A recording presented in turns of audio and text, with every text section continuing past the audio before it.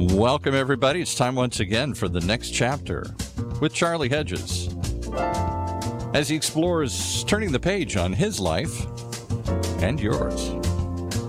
Hey, Charlie. Hi, Paul.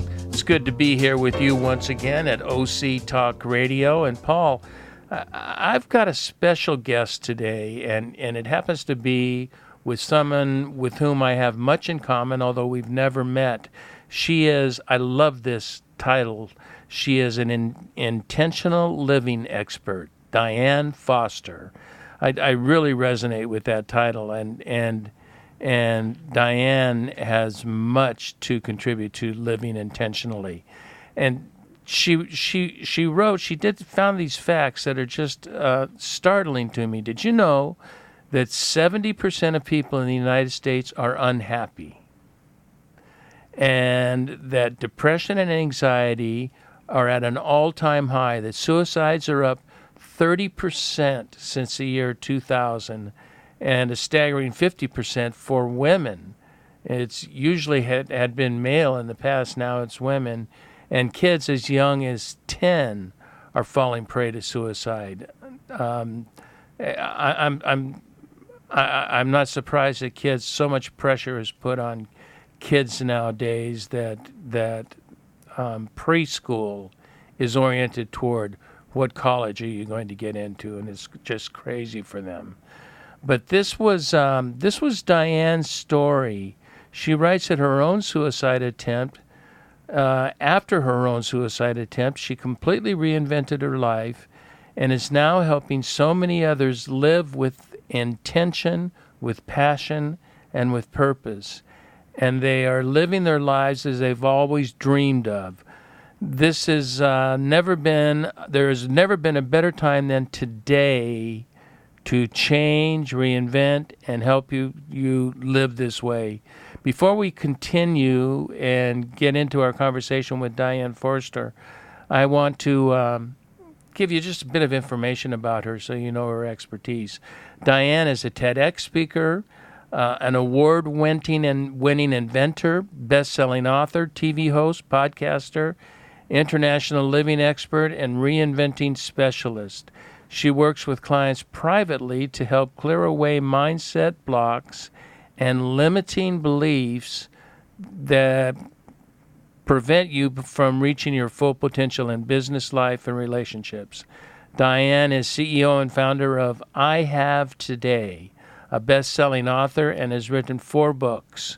Her TV show and podcast, I Have Today, with Diane Forster, and all her other products and programs help people gain confidence and live enriched, empowered, inspired lives through their transitions of reinventing themselves.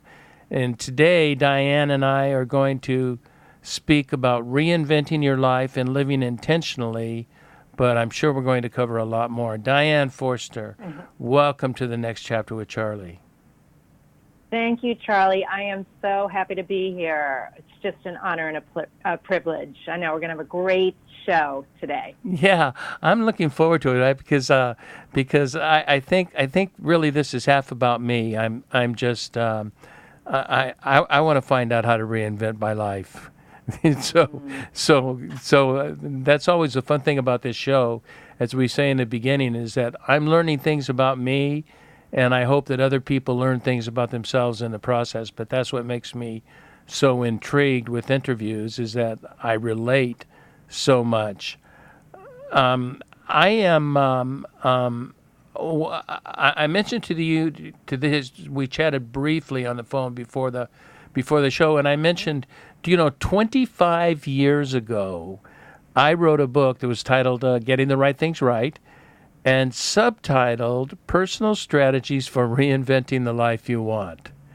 So a quarter of a century ago, I wrote that book, but I believe it was probably a bit ahead of its time. It didn't do as well as a couple of my other books, but I believe it was a decent shot at it. So we're on the same page. Well, it seems like whether you realized it or not, you were on this path and you had this destiny to do work around this. And just by the mere fact that your show is called The Next Chapter. That is all about, every chapter is really a reinvention in some way. So there's so much symmetry between what you're doing and what I'm doing. And so collectively, we're creating awareness about this, that it's okay to do that you don't have to settle for the status quo, and that you are the one who's in the power. And it's how we transition through those chapters and reinventions that really defines our level of fulfillment. And it's by you having this platform and me having my platform that offers people the opportunity to really learn things. So I'm not surprised that you're learning so much as the host of this show, because as the host of my own show, I experience the same thing. I get so much value from it in a great way, in a selfish way. Even though we're giving so much, we're getting so much too, which is amazing. So. And I like your use of the word power. We are going to talk about power, and we do have personal power.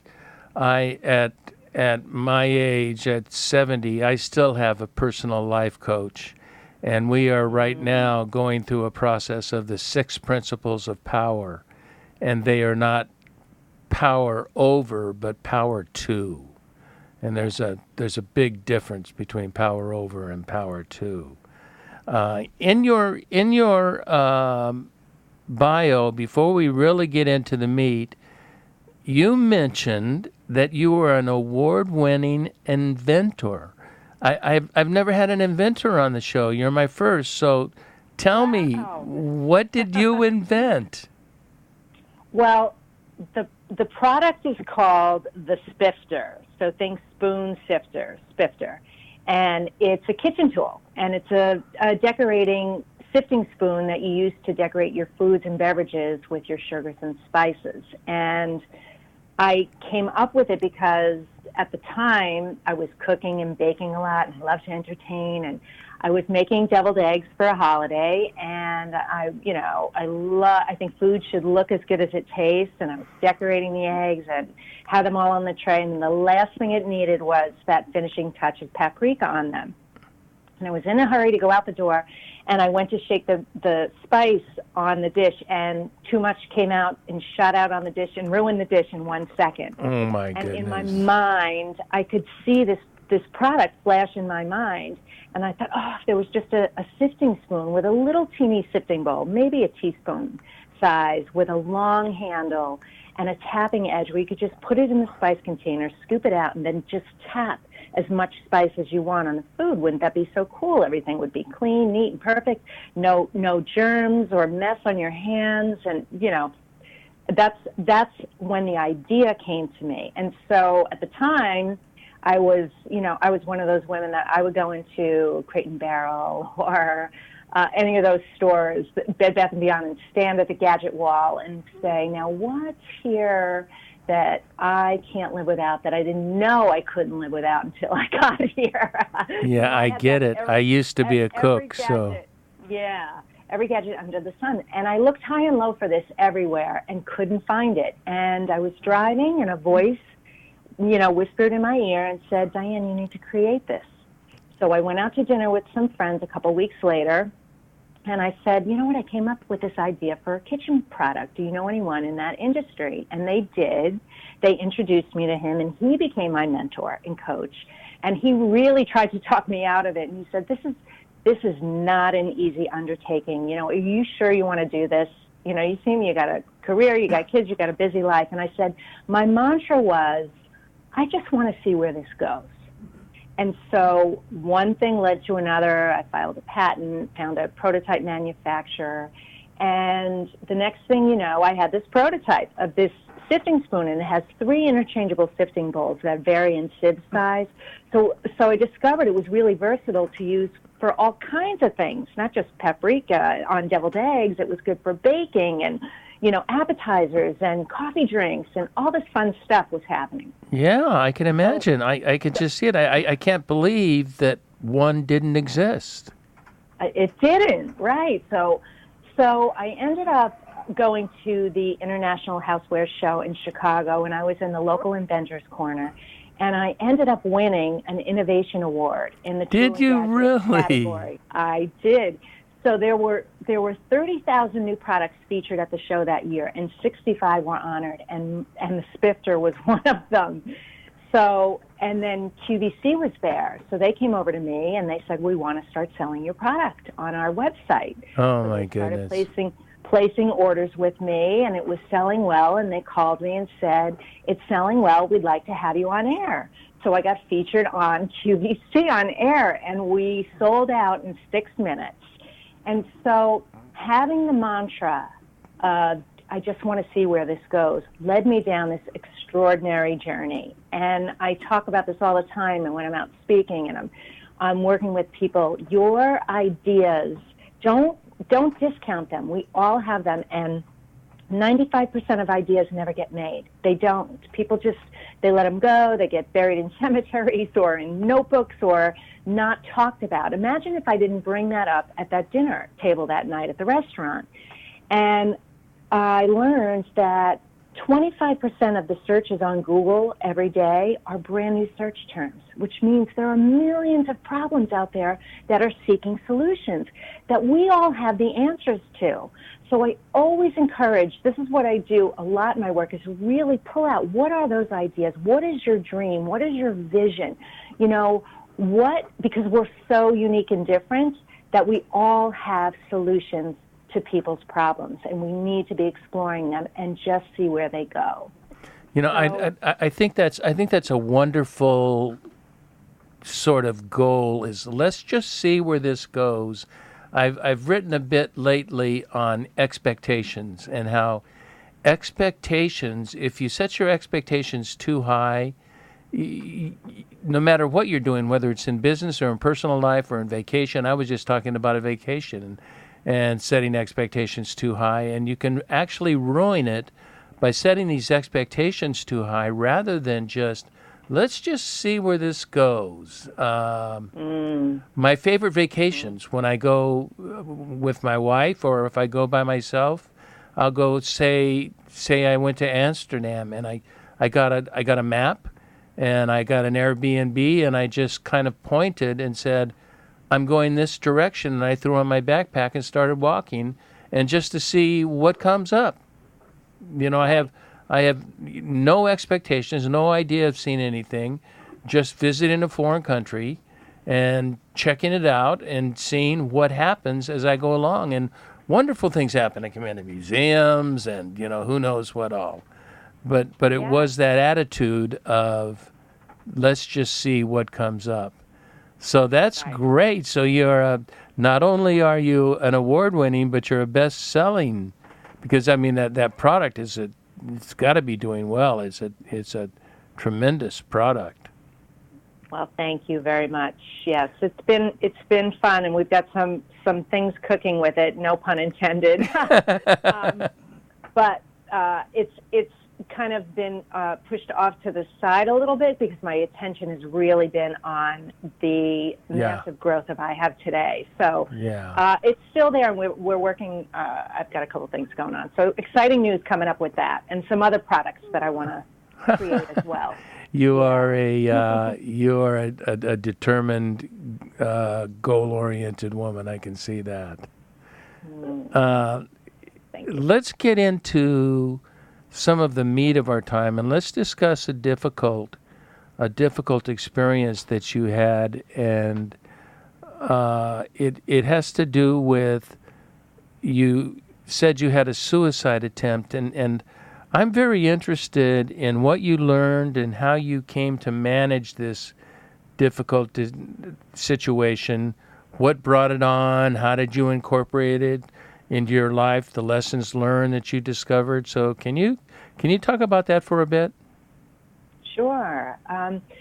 Well, I was in a marriage and a relationship for 24 years to a man who was, we loved each other, but we were not in love with each other. And it was a struggle early on in the relationship. And we had hit a lot of peaks and valleys, and we're in and out of counseling, and some other things transpired in my life. And I was living in Chicago at the time. That's where we were married, and I raised my twins. And, different things happened. My mom got sick with cancer and passed away. I had infertility issues, and all of these things were going on at the same time. And then ultimately did get pregnant, had the twins, and life became all about the kids. And the relationship in my marriage just suffered more and more, but it got pushed way back to the back burner because life was filled with so many other things. And what was happening to me was a slow and steady, basically death. That's how I felt. I was getting more and more depressed, more and more lonely, more and more unfulfilled, and my life became very, very robotic, on autopilot. And it was this sort of numb mediocrity is what I call it. And I know there are so many women out there, or people in general, who do that. It's like, oh, well, I'll deal with that later, or when the kids go off to college, or, and they just push it off to the side. But what was happening to me is I was literally waking up exhausted every day, going to work at ABC, and then coming home and taking care of the kids. No passion or connection in our relationship. We were much more like roommates. And I was drinking a lot, I was eating a lot, I was online shopping a lot. I was really trying to fill this void in other ways. And it was in June of 2011. It was a regular Saturday. We were busy running around with the kids to and from, sporting events and practices and errands. And we went to some friends for a barbecue that night, and there were a bunch of families there. And it was actually a great time. The kids were all running around. And when we got in the car to go home, the fighting started. And when I got home, I just snapped. And I went up and I locked myself in the bathroom, and I had 2 full bottles of prescription pain medication that was sitting in there from a surgery I had the year before to get part of my colon removed because the stress of my life was literally killing me. And my mom died of colon cancer, and I was heading down that path. And I just said, I can't take this pain and loneliness anymore. And I had the pills in my hand, and this force karate chopped my arm. The pills went flying all over the floor, and the voice that told me to make the Pfister screamed in my ear and said, you are not ending your life this way. You need to go get help so that you can tell your story and you can help others. And I was hysterically crying, and I just threw up my hands and said, well, you need to show me the way because I don't know how and I don't know what to do. And so I cleaned up that mess, wiped my tears, kissed my kids goodnight, and the next day I left a message for a therapist, and I said, I need help. I'm changing my life. And so I started this journey and this path to try and make the changes in my life. And several other things happened. There was betrayal on his part. A lot of things happened, but by January of 2012, I was out of that relationship. And then I had a brief pity party, why me, why this, why now, and was really feeling sorry for myself. And I had already started personal development and self-help, and I started a meditation practice several months before. And in February, I sat down on the couch, and instead of doing my regular meditation, I started chanting, I forgive you. And I did it for 20 straight minutes, just, I forgive you, I forgive you, I forgive you, I forgive you. And I had this overwhelming cathartic experience happening to me. I was forgiving myself. I was forgiving him. I was forgiving anything and everything in my life. And tears were streaming down my face. And when I finished, I stood up and I dried my tears, and I said, that's it. I did this. I'm the one in control. I'm the one responsible for the condition of my life. I was the enabler. I didn't set healthy boundaries. I allowed this. I was the one who put my needs behind. And I really took ownership of my life, which is the key I want to point out here. And then I declared, well, I want an extraordinary life, and I'm going to do everything I can to get it. And that started immersing me even deeper into developing self-love, self-acceptance, self-awakening. And I started, oh my gosh, my intuitive gifts and channeling and healing was going on like crazy. And I was writing like crazy and, stories and poetry. And I woke up in August of 2013, so 2 years after the bathroom incident, and I had this poem in my head, and it was called I Have Today. And it was, I have today to love and be loved. I have today to start fresh and new. I have today to see things with new eyes. I have today to nurture my spirit, mind, and body. And it just went on and on like that. And when I finished writing it, I looked down in it and I said, oh my God, this is way more than a poem. This is a movement.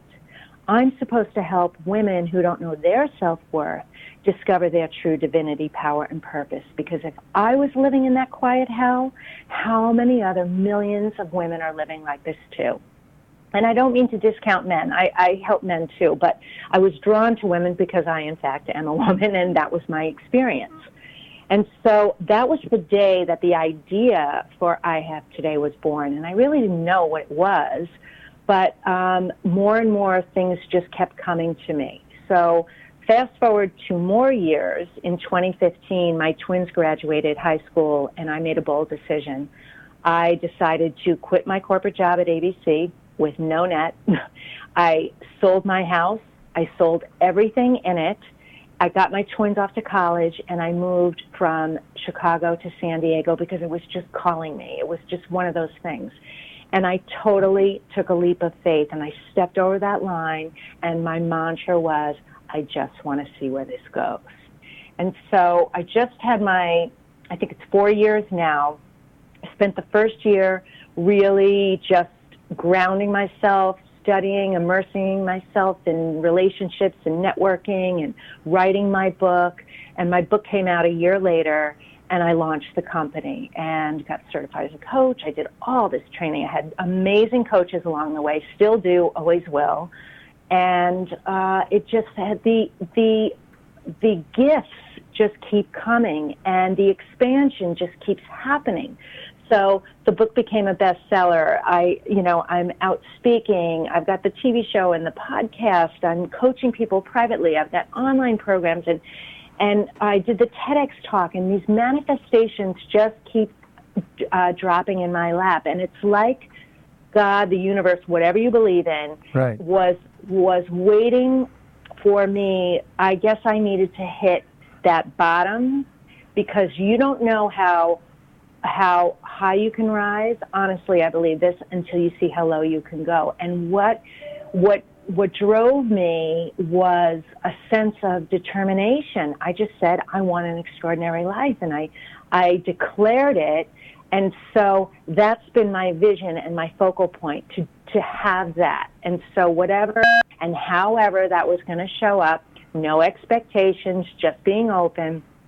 It's been an amazing, amazing journey. And so what I know for myself is I had so many amazing teachers along the way. I learned so many things, but I wanted to hack things because I'm into leverage and hacking. Right. So I took the best of the best from everything and developed my own processes and my own modalities, and Love It, Thank It, Bring It, which I write about in the book, came from that. But when you learn, you want to teach, because what worked for me could help others. And so I have a very much outward-facing and forward-facing focus that, gosh, I know my journey. You read the statistics. It's getting worse and worse and worse. Oh, yes. So something has to be done about it.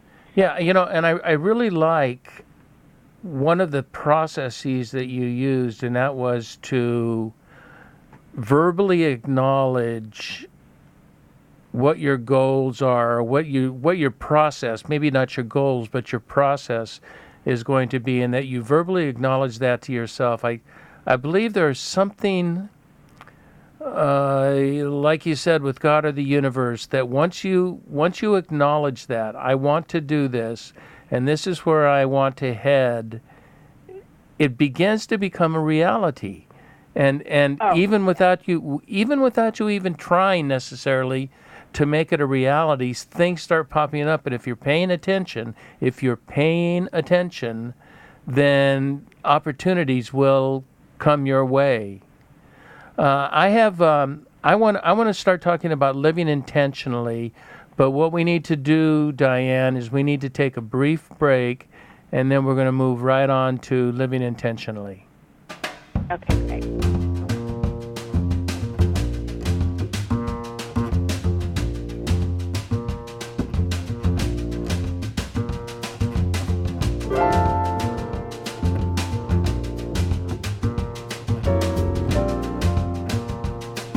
Hi, this is Charlie Hedges, and you're listening to The Next Chapter with Charlie and my special guest, Diane Forster, who is an intentional living expert. And we're now going to talk about living intentionally, and it's a very important concept to me, that intentional living implies that you're making conscious choices about your own life, and that you do life, you don't allow life to do you. And I like the way that Diane has put this on her website, which you'll find at dianeforster.com. And it's the correlation between personal power and intentionality. And Diane, I want to read this. It's the opening of your podcast, not your podcast, of your website. But I liked it so much, I thought it would be good for our listeners to hear. And you write, intentional living means you stop allowing outside conditions, people, or circumstances to determine your happiness. You decide, you choose, you are the one with the power. All you have to do, or all you have, is today, and you need to make it what you want. That's a very. I'm in a. Everybody knows on the website, on the podcast, that I'm part of a 12-step program, and we're very much into today. That you have one day at a time, and this day is important. You don't talk about tomorrow, think about tomorrow. You think about today. But you write in that statement, you wrote about outside conditions, people, or circumstances that determine or actually get in the way of our happiness. Can you give me some ideas what you mean by outside conditions? Oh my gosh! Oh, this is like we could do 3 shows on this. But what it means is that nothing else that's going on around you should determine how you feel. Okay, so that's a decision that you get to make. So conditions, so whatever is going on with politics or the media or anything like that, those conditions don't get to decide how you feel. Now, you may have an opinion about that, but how you allow that to affect you and what it does. And that's a very key word, allow, isn't it? Yes. If I can get a little woo-woo. So we're all energy beings, right? And so right. There's a lot of noise around us, a lot of influences around us. And we can choose to take them in, or we can choose to just move them through, right? And not let them come in and affect us. And so this is what I learned. There were so many outside conditions that were weighing me down. And so if we're all energy and you're taking that in, you're leaking your energy. And it takes away your power. So you don't have to engage in the conversation if you're for our president or not for our president, if you don't want to. You don't have to let the limiting beliefs of growing up with saying, some people are, rich people are greedy, or, you can't do that, or, I'm too busy, or life is hard, or any of that. Those are all limiting beliefs. That's all just programming that got imprinted in you. And people, and so if you, Charlie, go home and your wife's in a bad mood, you don't have to let that affect you. I'm just making it very simple, but I'm just saying you're always in control and in the power of how you are choosing to feel, to live, to respond, to all of it. So how to move forward with that. So how does one get to that place though, Diane? If you go home and my wife is upset, and how do I get to the place where I am not bothered by that is not some condition that really gets to me? I'll tell you what worked for me, and then maybe that will help, and then maybe it'll help the audience that's listening as well. But for me, what I said when I had my moment and I made that declaration and I really started to fall in love with me, accepting myself unconditionally, what I call perfectly imperfect, and a work of art and a work in progress, that each and every day I get fresh and new, so I don't have to carry around guilt, pain, shame, anything from my past. I can forgive myself, make what I feel is right in the situation, and then be in a place of empowerment for how I want to move forward with it. And it started with processes.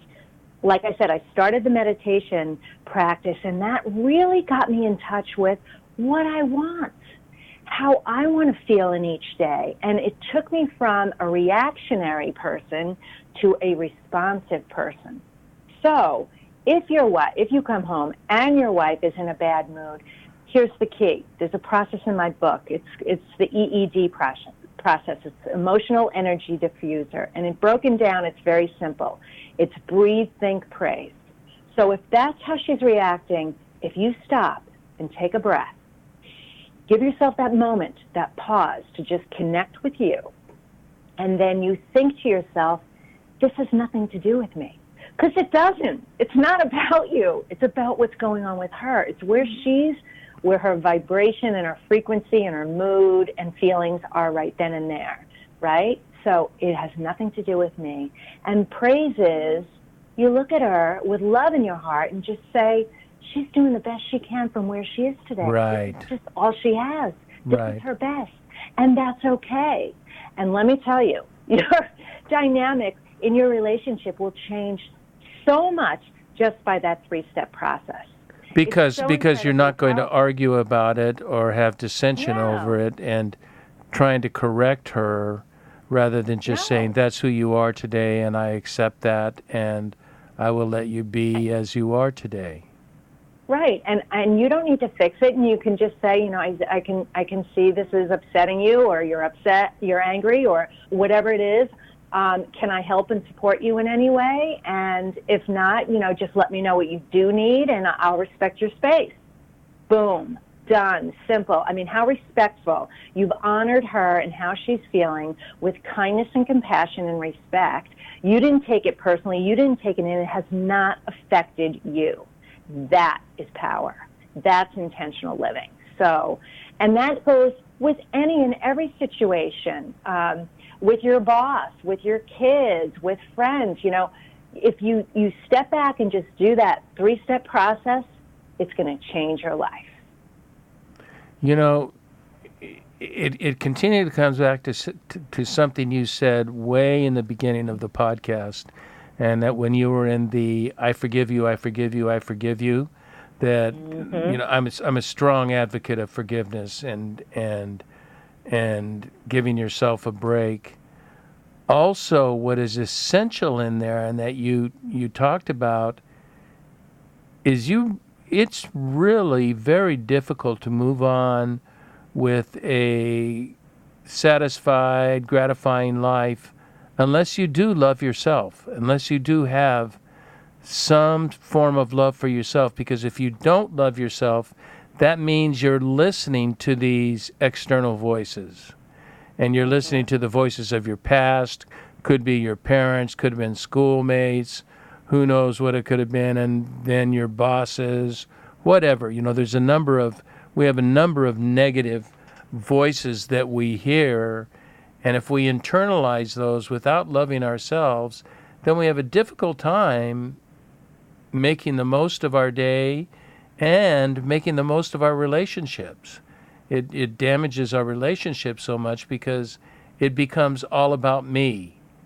And I can love myself without it being all about me. It can be about other people. That I love myself and it makes me a servant. Because that's what I want to do, is I want to serve other people, and as I do that, it creates even greater love for myself. So I think that's what you said early on really is a strong element in all of this. Would you agree? I would agree, yes. I call it being selfish in a really good way, and that's really honoring you. And when you do honor yourself, you are able to give so much more to the world. It's extraordinary. It really is. So yes, that is definitely part of it. And yes, in the book I write about it, I talk about what intentional living is, and forgiveness is, I think it's the next chapter, but forgiveness is so freeing, and forgiveness of self is critical. It's step number 1 and 3, and it's only 3 steps. You've got to be able to forgive yourself and let that go, because when you do that, then you can really forgive others, accept them just as they are, their perfect imperfection, a work of art, a work in progress, and it eliminates the need for anyone to be any different than they are. Yeah. And when you think about all the anger in the world, all the frustration, where it's coming from is this need for power, but it's the wrong kind of power, and it's where within themselves they're not loving themselves. They're carrying around wounds, and they're pushing it out in other ways because the pain is lodged so deep in them. They have no connection to that. They don't understand their power turned around the other way to really come from a place of unconditional love.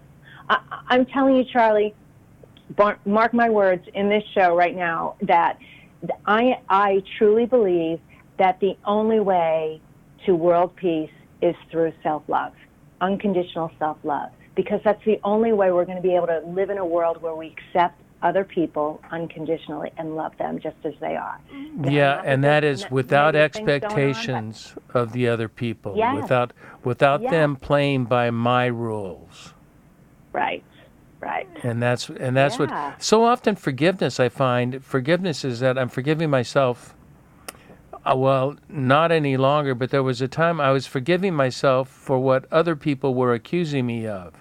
And it wasn't even me accusing myself of something or me feeling guilty about something, but that somebody else put that guilt on me, and I'm forgiving myself. And I really don't even, after, you've done it for a number of years, you really don't even need to forgive yourself because you haven't done anything against your value system.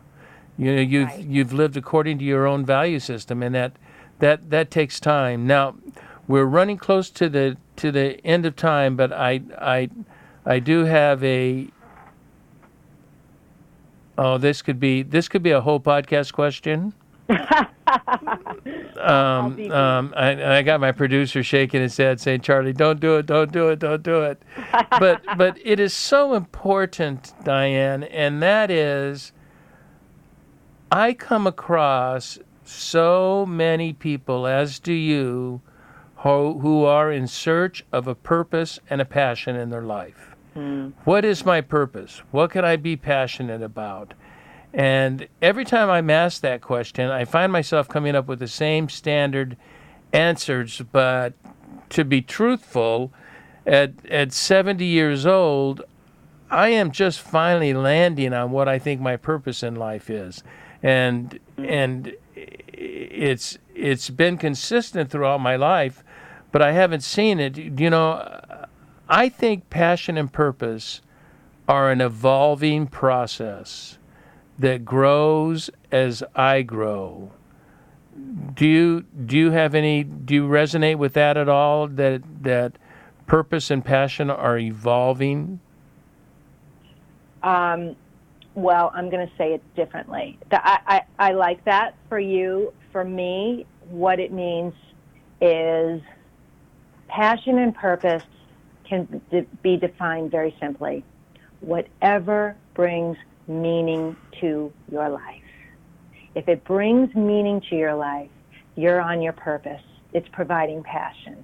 So if you think about, things that bring meaning to your life. So for me, I thought, is my purpose that I'm going to touch the lives of 1 billion people? Well, that's my mission statement, but that's not my purpose. My purpose is I'm meant to make people feel good. That's what I discovered. I kept hearing it over and over. People would say, I just feel so good when I'm around you. You want to hear, let me interrupt. You want to hear something funny? You know what my purpose is? What? To help people feel better about themselves. So if you seek the list of things that bring meaning to your life, you'll find some commonalities, and you'll be able to say something like that. My purpose is to be, my purpose is to be the best, most loving mom I can be. My purpose is to, just bring joy to those around me. It's so simple, and it gets people, I know it's a catchphrase, we're all about passion and purpose. But the truth is, my belief is, it's whatever brings meaning to your life. And how do you discover that? Because I will say that to people, and they say, I don't know what brings meaning to my life. Well, that is a whole nother show on how to do that. But what I would say is you need to be asking, here's the key. You need to be asking yourself way more questions, and you need to be asking yourself the right questions, because you can't say, why am I not happy? Or, why can't I find, a partner? Or, those kinds of questions do not serve you. You need to be asking yourself, what would my life look like and feel like if I had the things that I want? And what are those things? Like, you got to think about it. You hear people say, oh, I want to win the lottery. Oh, all right, well, why do you want to win the lottery? Oh, well, I would have peace of mind and freedom. That is what they ultimately want. Okay, but what does that look like on a deeper level? What does peace of mind and freedom look like to you? So, do you travel all over the world? Do you take up golf? Do you study things? Do you take up a musical instrument? Are you a blogger? Do you want to write a book? Do you want to be a speaker? What is that? This is the thing. People suffer from lack of specificity.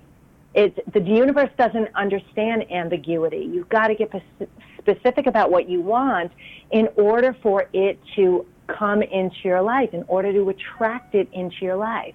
So ask yourself those questions. And by asking yourself those questions, you'll be able to discover what brings meaning to your life. I like that. I like the specificity. I think it's, the old peeling back the onion.